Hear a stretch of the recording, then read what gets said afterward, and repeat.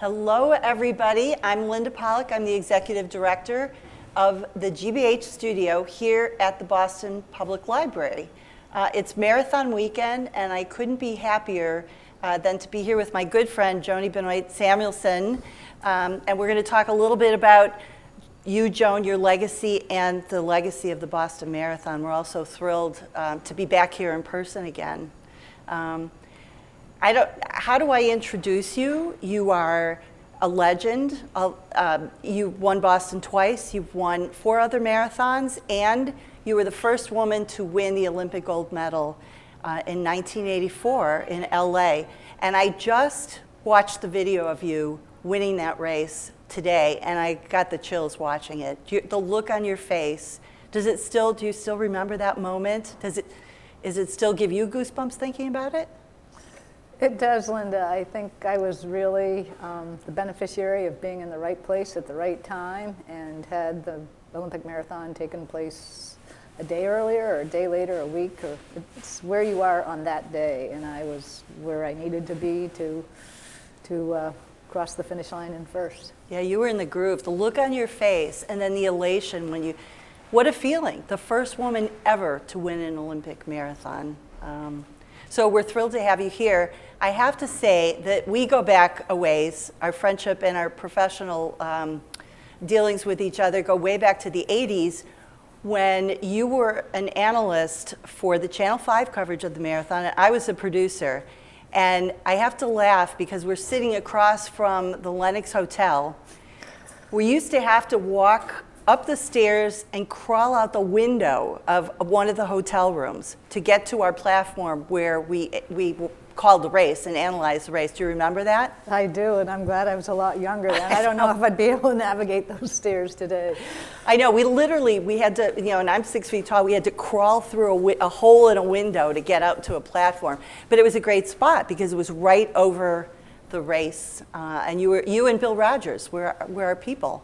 And then we actually went to the White House together, and I remember calling the White House and saying, hey, do you think President Clinton would like to jog with Joan Benoit and Bill Rodgers? And they said, yeah. So we got on a chartered plane and went to Washington, and you were out running with them.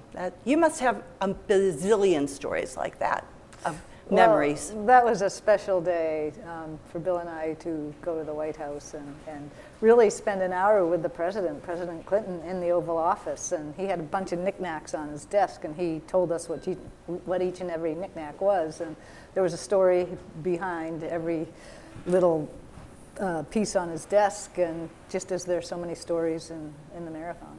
Yeah. You come back every year for the marathon. When's the last time you've run it in the open division, but also in the Masters division, and done quite well? When is the last time you actually ran it, Boston? I think I last ran Boston in 2018.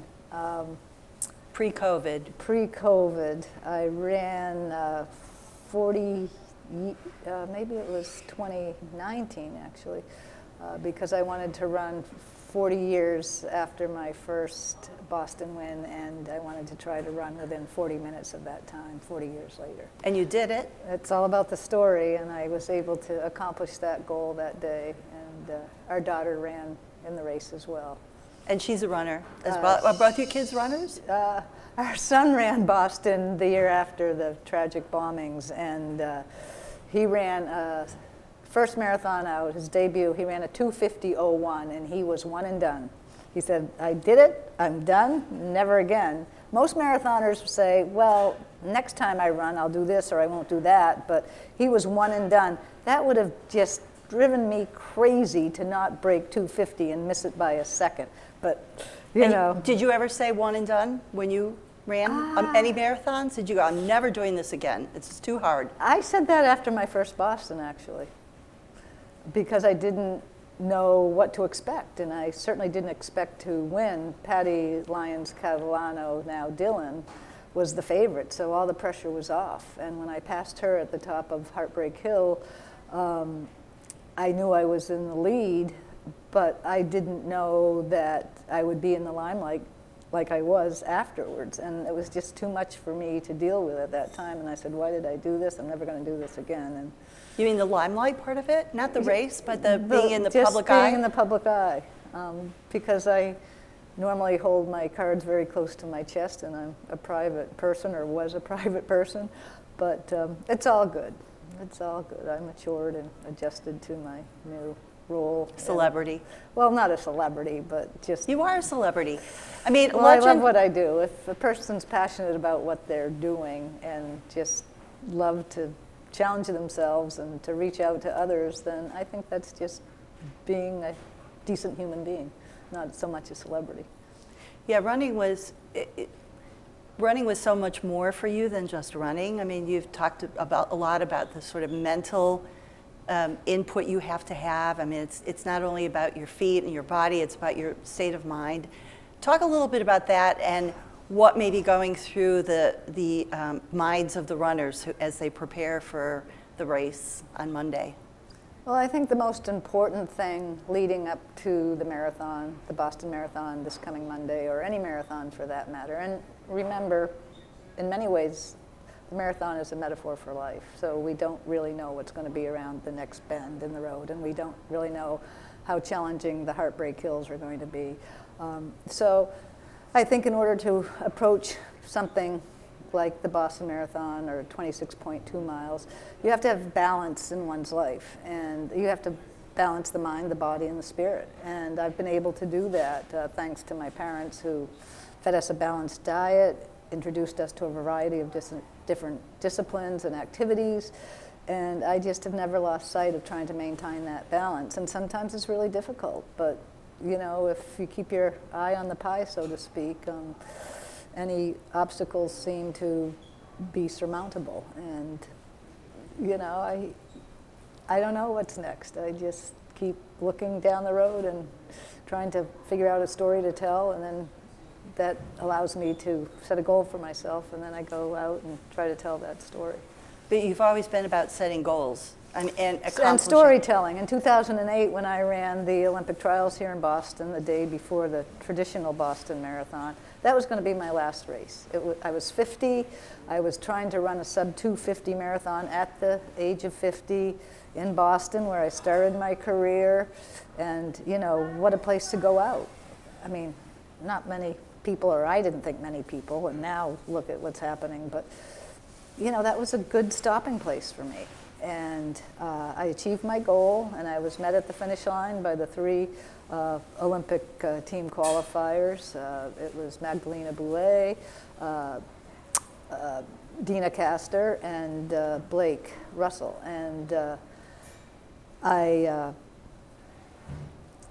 I walked off into the sunset with them, and that was it. And they were really nice to wait for me to finish. And then that fall, I received a call from Mary Wittenberg, who was president of the New York Roadrunners, and she said, "How would you like to come to New York to celebrate our 40th anniversary and the 25th anniversary of your Olympic win?" And I said, "Well, that tells a story."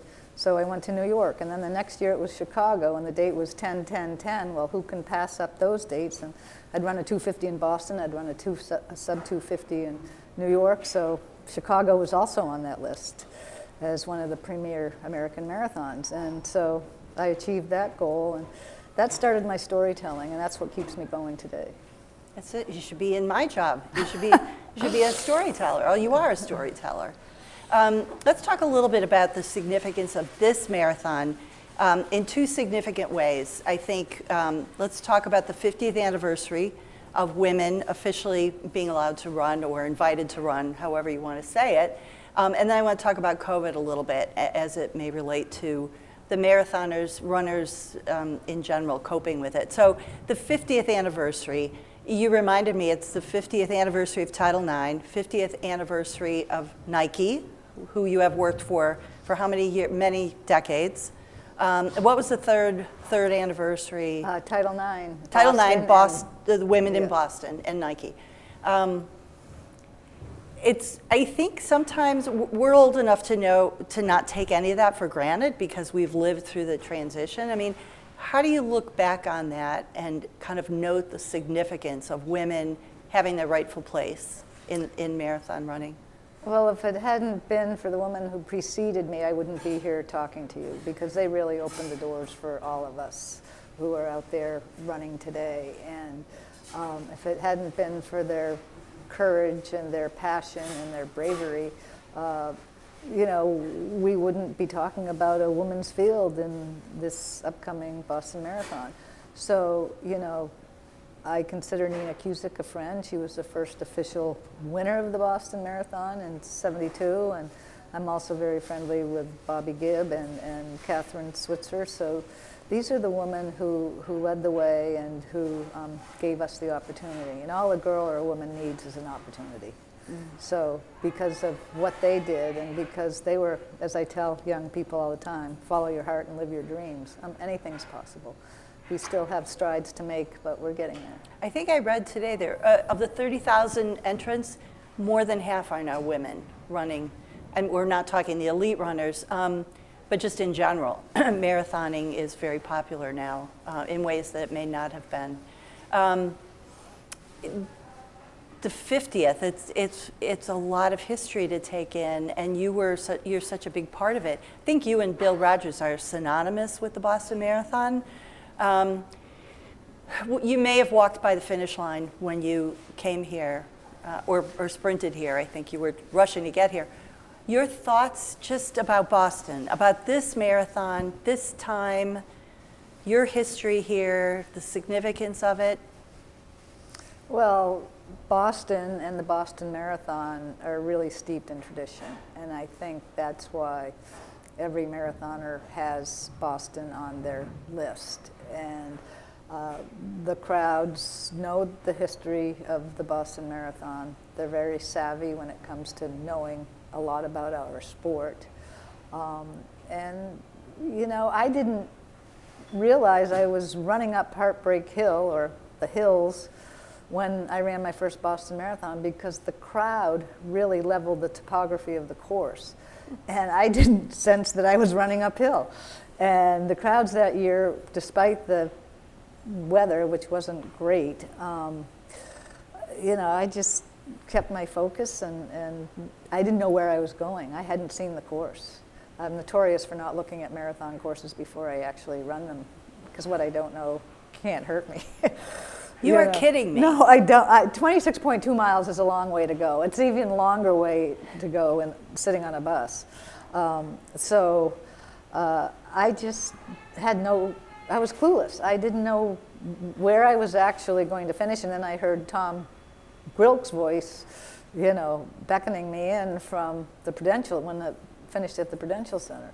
So, and then I was fortunate enough to hear his voice again in '83 when I came back and won a second time and finished third in '81. And I was coaching at BU at that time in '83. So I had been out at UMass in the pouring rain the day before and thought I'd get sick or something, and but it was all about the team. It wasn't about me. And then I remember going out, I believe it was an Easter Sunday that year as well, and going for a short run along the river in Watertown where I was living, and then went out to Hopkinton to the start, and I'll never forget all the women on the team were on top of the T station in Brookline at the corner there. And when I saw them, I said, I told myself, if they're doing this for you, you need to get to the finish line first and do it for them. Were you so we inspired each other.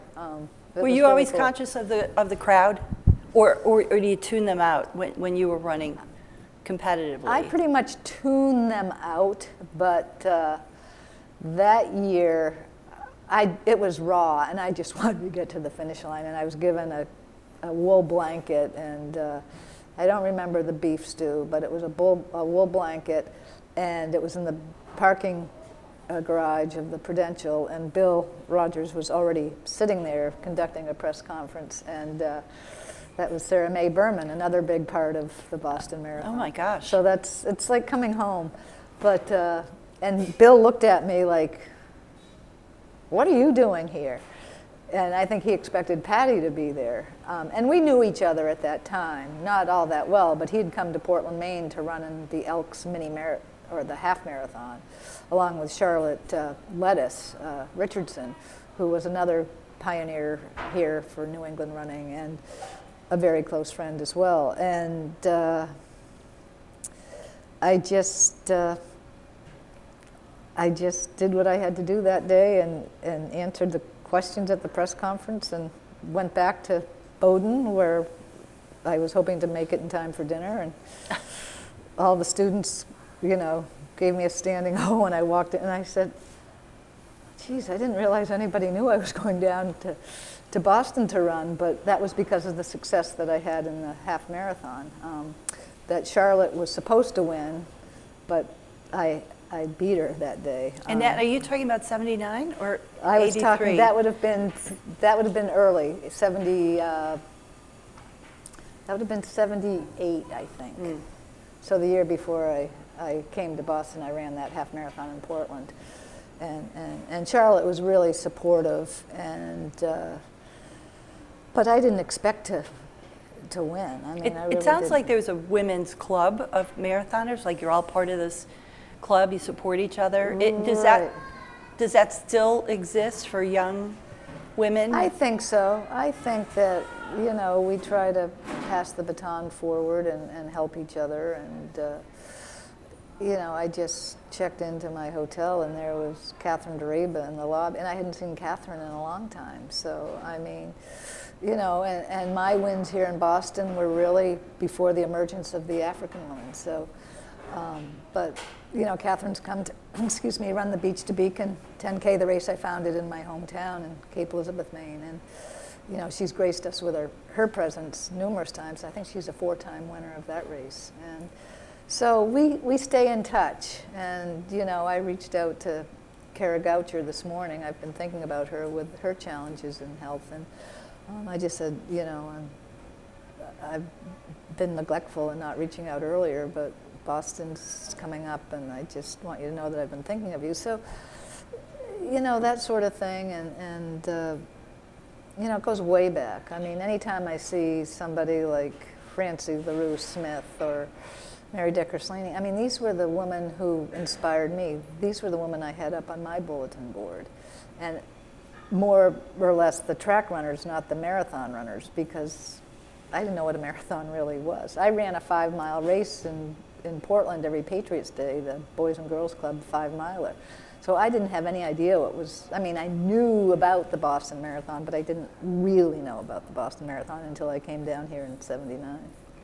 You're really funny, because you didn't know about the marathon, you didn't check out the route.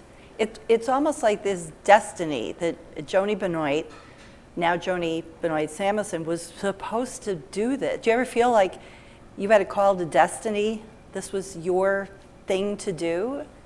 Well, it all happened. I mean, I had dreams of making it to the Olympics, as a lot of young children do, but it was in ski racing. I mean, I had just huge ambition to make it as a ski racer. And then my sophomore year in high school, I broke my leg, and the following year, as the adage goes, no guts, no glory, I was holding back in the starting gate, and I just wasn't attacking. And I had started to run as a form of rehab, and I could run from, outside our door anywhere in the world I wanted to go from there.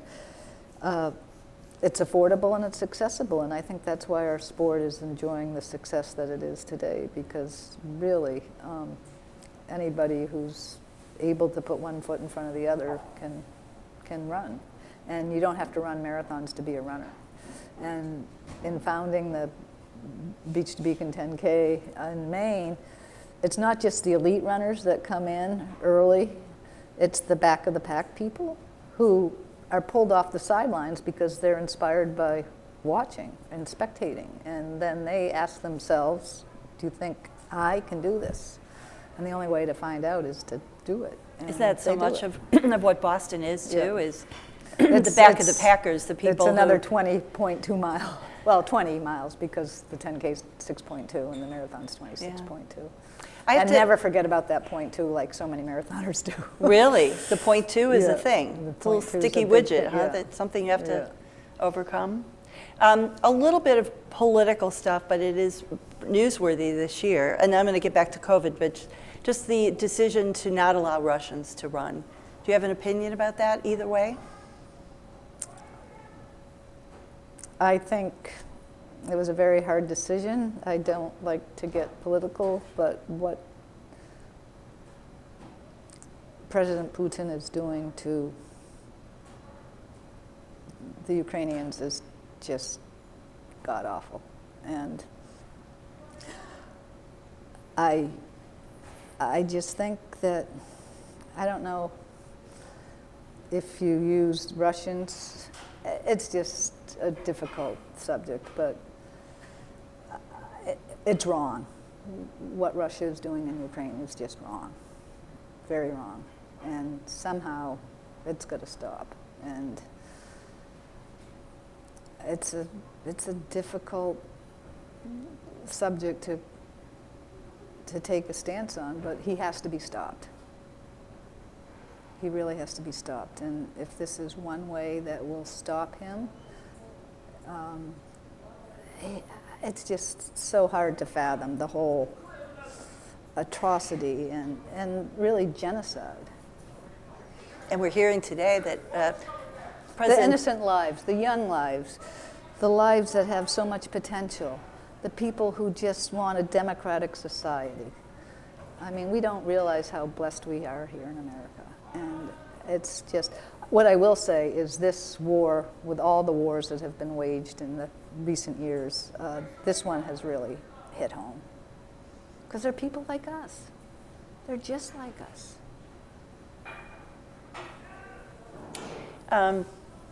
Let's just talk briefly about COVID. I just have a couple more questions for you. But COVID, how did that affect your frame of mind, your running, your sport, and that of other elite runners? I mean, a lot of people took to exercise during COVID. They walked, they ran, whatever they did. It was a good outlet for people. How about the professional runners? And how did you get through it? Not that we're totally through it yet, but how did you make your way through a tough time? Well, I got through it by having a partial knee replacement. But it was hard. It was really hard. I was really struggling with my running at the time and realized I just couldn't run short of having a partial knee replacement. And I went through it in the middle of COVID. At the time, I hadn't been vaccinated because I wasn't eligible for a vaccine at that time. And I tried to run. I did a lot of cycling. That's what I did, and saw more and more people out walking. I mean, the people going by, it was like a parade of walkers, runners, joggers, cyclists. It was one way you could see people, and I think people were just desperate to see people, and whether it was a wave across the road or whatever. I mean, I remember when I was still able to run early on in COVID, limp, I should say. I had a couple of running friends, but we ran on opposite sides of the road. I mean, I remember walking, and if you came across somebody coming the other way, you sort of all moved away. We didn't even want to be close to each other. Well, the book about the loneliness of the distance runner. It's a lonely sport at the top when you're training all those miles. And so we've seen a lot of U.S. records set coming out of COVID because, people really were able to dig deep and focus because there wasn't a lot of other things to focus on during that time. And I think that trying to keep that balance that I talked about earlier was very difficult because we were holed up in our little nests, and it was like same routine night after night, and it was just, we were waiting for a break. And we've had a few pockets, and I think that people are beginning to think of this as an endemic, and we're just going to have to live through the spikes and the lulls and take the boosters as they're prescribed and It'll be keep on interesting. keeping on. 30,000 people on the race route, all panting and breathing, Yeah, and we'll see what happens with that, right? It's, but you know, you go into a stadium and it's the same thing. And you know, you go out to dinner and you might walk in with a mask, but then you take your mask off, and then you don't know what you're exposed to. I did finally get COVID, well, I was eating dinner, but you know, I was very careful and had the 2 vaccines and the booster. So you did okay. I did okay, Good. but you know, it was the exercise, I think. Getting You were in out good in shape, the- except getting for your out in knee. the air. Yeah, but that's better now. Welcome to so the world of that's knee better. replacements. Before we close, there are a lot of people running Boston for the first time. A lot of people will be inspired by what they see on Monday and will decide they want to run a marathon. What advice do you have? First, for the runners who are actually doing this on Monday, the elites and the regular people who are out there doing it, maybe for the first time, second time. Well, first of all, I hope it's a successful race. The other 50th piece of this race is that Dave McGilvery, the race director, is running for the 50th time, and Dave runs after all the other runners finish. I just saw Dave outside. Yeah. He looks great, by the way. He's amazing. But I just hope it's a safe and fulfilling journey for all the runners. And there are a lot of charity runners, a lot of runners who will be running for the first time. And, you know, you just have to be patient on this course.